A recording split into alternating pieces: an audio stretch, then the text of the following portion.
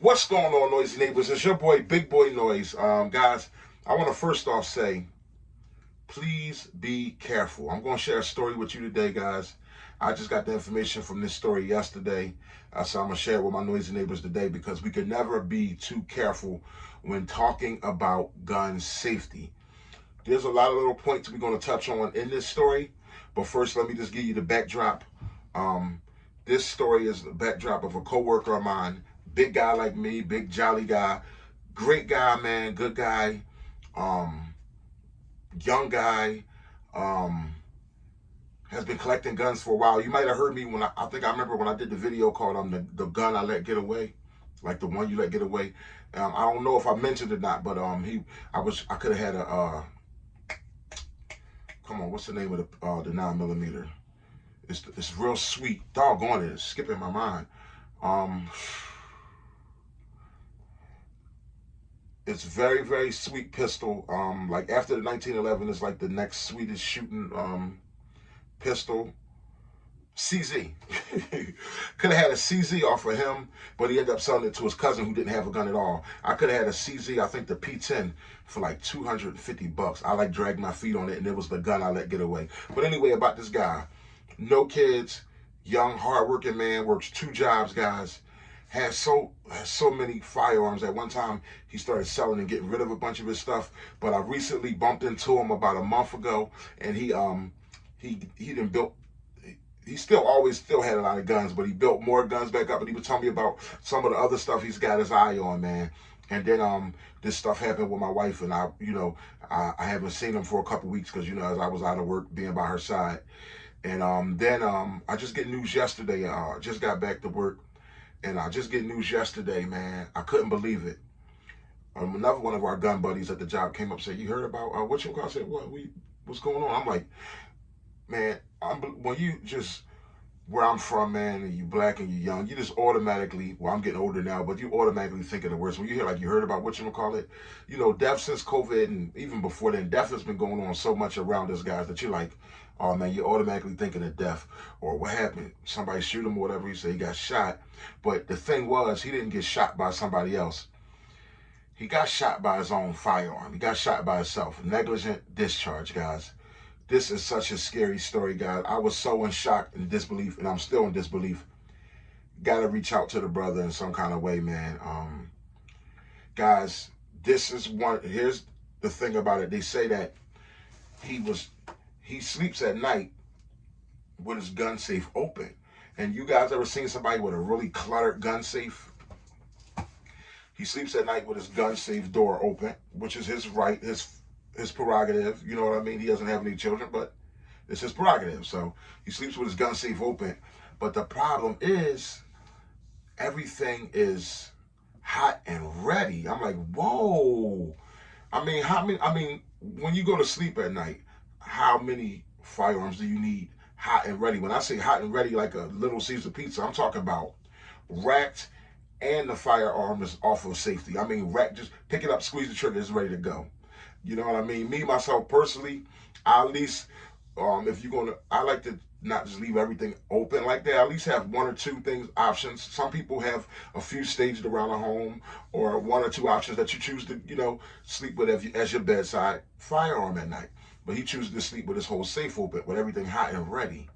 I guess so he can just decide what he wants to do. That would be a little confusing to me if somebody was to kick in your door, deciding what to do. But long story short, okay, I like to at least have the gun, be able to chamber. If I'm in the house, if I'm not concealed carrying, I can pick up a firearm and chamber. I don't mind it being loaded, but one doesn't have to be in a chamber. I like that quick little moment to think when I wake up. One doesn't have to be in a chamber, in a pipe. You know what I mean? Whatever I'm going to access, I like to be able to rack. Give myself that little thought if I'm waking up out of my sleep to rack it. Give myself a thought to visualize, whoa, did we have somebody sleep over tonight or last night that I didn't know about? You know what I mean? Anything, just give yourself a little second, you know what I mean? And I don't have a problem. Usually if you're behind barriers, which is a home, a door, you have a door, they got to kick through something to get to you. So it's just as fast as picking up a firearm and racking it. You have time to do that. It's different when you can still carry it. You want to have it hot and ready like a Little Caesar pizza, okay? Long story short, he's open. So it's early in the morning, like 6 in the morning or something like that, 6:30 in the morning. He slept all night. Gun safe door you know, safe. You know how you got the pistols up top, the rifles at the bottom. Gun safe open. He's trying to cluttery, crowded gun safe. He's trying to get stuff organized just to be able to close the door back. And somehow, I guess while he's moving the rifles, his AR-15 223 rifle, guys, goes off because he had it hot and ready. I guess the trigger must have snagged on one of the other guns or something. Goes off, goes off from the down angle, shoots him from through the side, the bottom of the side, going upward, outside of the, right below the shoulder blade. Guys, be careful. I love all you guys. Guys, I'm traumatized at the news. We must be careful. If you know your stuff is hot and ready, you gotta be careful moving them rifles or pushing the door and trying to, you know how people try to create space in that rifle part of that cabinet.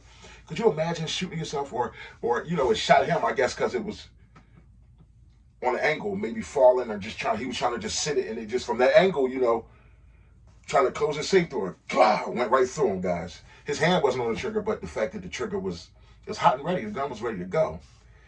Probably got some type of sensitive hair trim trigger on it, or whatever. But anyway, how about that, guys? 223. Thank God he's alive, guys. It went through his side, and came out of his back, like below the shoulder area. But he's still on the road to recovery, guys. Just was kicking it with him on mine. We was having gun talk, guys.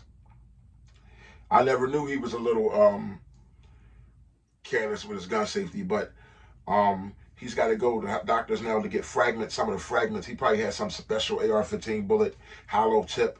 The fragments, he got to get like fragments. He got to go to doctors about getting fragments out of his lungs and stuff like that.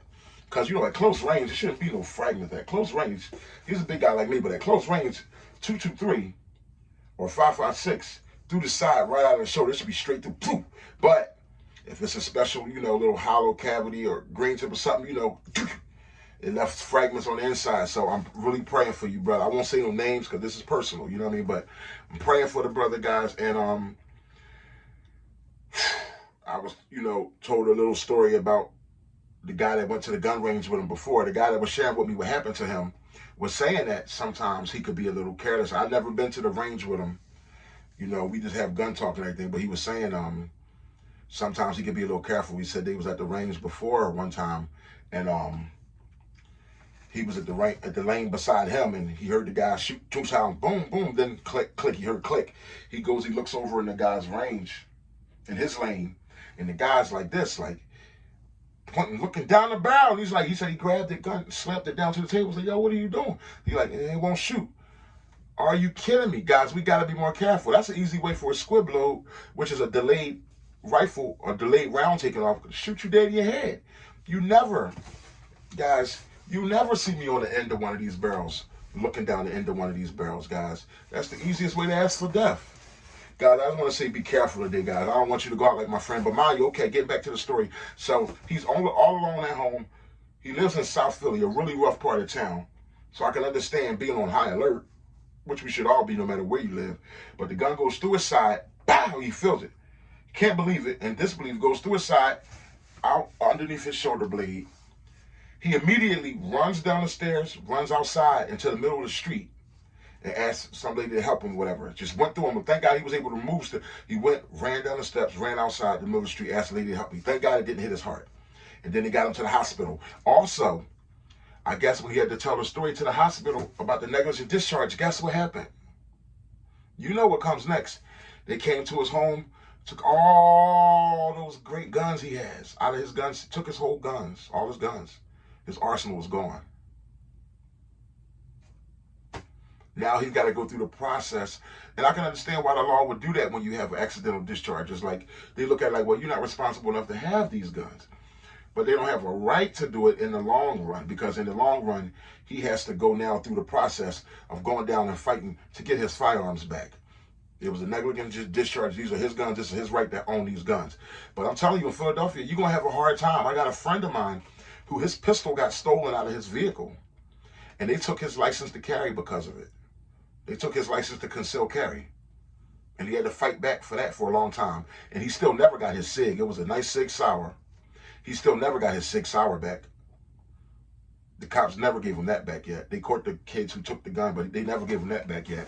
All right, let me get right to it real quick, guys. Guys, we got until Saturday, guys. I need your those of you who didn't send in your poly ammo, your $10 for the poly ammo.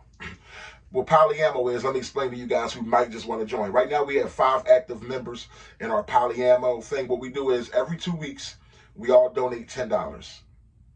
And every 2 weeks, one of the donators, small gun tubers, or guys who are 2A supporters, every 2 weeks, one guy gets the whole pot. Like our first week just started, so if you guys want to get in, you can get in now. Our first week just started on April 1st, and the first person to receive was Citizen 2A Citizen. We got 5 guys in right now. We're trying to get up to 10. So please join in. If you want to join in, you just cash at me $10 to $ Big Boys Noise. That's one word. $ Big Boys Noise. And when you get the pot, it's just for you to bless yourself with some ammo or whatever. So 2 weeks ago it was Citizen 2A Citizen. This week here, Big Boy Noise is going to get his share. Now, this Saturday, you guys got up to Saturday if you want to jump in. But Big Boy Noise, I'll be replenishing this little $52 I spent here. I'll receive the $50 pot this week. Why not? I got to take care of me too, you know what I'm saying? So this week, last week was Citizen 2A Citizen. This week is Big Boy Noise. I'll just share with you guys what I'm going to do with my poly ammo. I'm going to pile the ammo. You know what I mean? This ain't poly ammo. We talking about poly ammo. With $52, guys, look at this. A brick of Coca-Cola. Y'all already know where I like to get my ammo. One of the spots I like to get my ammo from. Dirt cheap. Palmetto State Armory, baby.com. What do we got here? It's raw. You got the Coca-Cola? It's the real deal. It's raw. We got, let me show you what I did with $51 and like 98 cents. So with my poly ammo, Big Boy Noise, and I like to say thank all you guys for joining. And I thank you guys because this is a beautiful thing, guys. You know what I mean? To just feel appreciated, to be able to do something small, like get some ammo for yourself. You know what I mean? When you're a small gun tuber, none of us do this for a living. But what I got here, if you can't see, well, you probably can see, I grabbed me 2 boxes of the 7.6 by 32. I'll open this one up. Why not? I'll open this up. Why not? But how y'all week been going, man? I hope y'all week been blessed. But like I said, guys, most of you sent your $10 donation in. A few haven't. So you jump on in, man. Let's keep this thing consistent. Every 2 weeks, somebody. This week is going to be mine, this Saturday, you know what I mean? That pot will be replenishing this here for Big Boy Noise. AK-47 ammo, 7.62 by 39. You can't beat that. I think I got it like $9 a box, something like that. I got 2 boxes of that. So you talking about 40 rounds. Hey, man, there's no such thing, and no ammo is too little. 40 rounds of 7.6 by 39, 40 rounds of AK ammo, and guess what else? Still got something left here. See what else we did. What else did we stretch this money to do? Like I told you at Tomb Ray, it might not be subsonic. These are supersonic, I believe. But 300 blackout. I also got 200. I got 2 boxes of 300 blackout. 20 rounds in a box, guys. There's no such thing as too little. You know what I mean?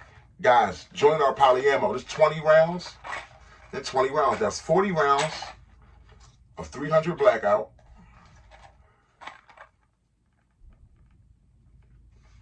40 rounds of that sweet Russian steel 7.6 by 39, 7.62 by 39. 80 rounds of rifle ammo, you know what I mean? Happy poly ammo. You know what I mean? No, but guys, if you want to join, Cash App, Big Boy Noise. We got 5 slots open. Every 2 weeks, somebody's going to receive, one of our donators are going to receive the pot. Just something, you know what I mean? We want to get 10 people so it could be up to $100. Right now we got 5 people, so it's 10, 10, 10, 10, 10, 10. That's up to 5. That's $50, you know what I mean? So I got the $50 pot. Here's what I did with this $50 pot, guys, that I'm going to receive on Saturday. I'm going to be replenishing this $51 worth of ammunition I bought. Until next time, guys, your boy, Big Boy Noise, and please be careful. Oh yeah, continue to pray for my wife. We got a serious day today. Go find out some things at the doctor's. Love you guys.